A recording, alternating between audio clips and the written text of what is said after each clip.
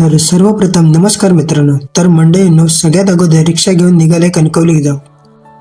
पण आज काय वाटेत कोण पॅसेंजर भेटक नाही.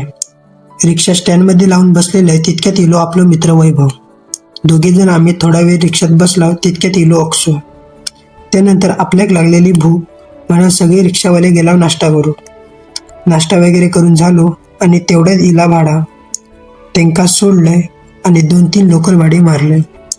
त्यानंतर बरंच वेळ रिक्षात बसून झालेला गरम आपल्या गरम झालेला बघान आपल्या मित्रां म्हणजे राजने थंड पाणी बॉटल घेऊन इलो. पाणी पियालंय आणि सरळ येऊन पोचले घराकडे. घराकडे इल्यावर एक आंबो होतो, तो कापून मीठ वगैरे टाकून जेवणासोबत खाल्लाय. मंडळीनो, आंबो बघान तोंडात पाणी सुटला की नाही कमेंटमध्ये नक्की सांगा. त्यानंतर मंडळींनो, आपल्याक जाऊचा होता भाड्या.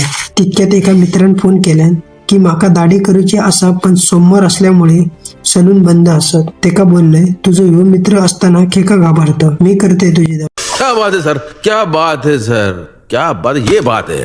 अरे सर क्या बात है.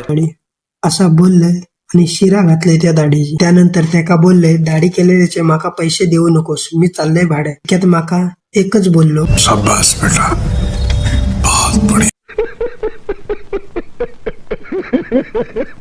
तैना पुढे इलंय, भाडा भरलंय आणि आपल्याक भेटला रेल्वेचा फाटक.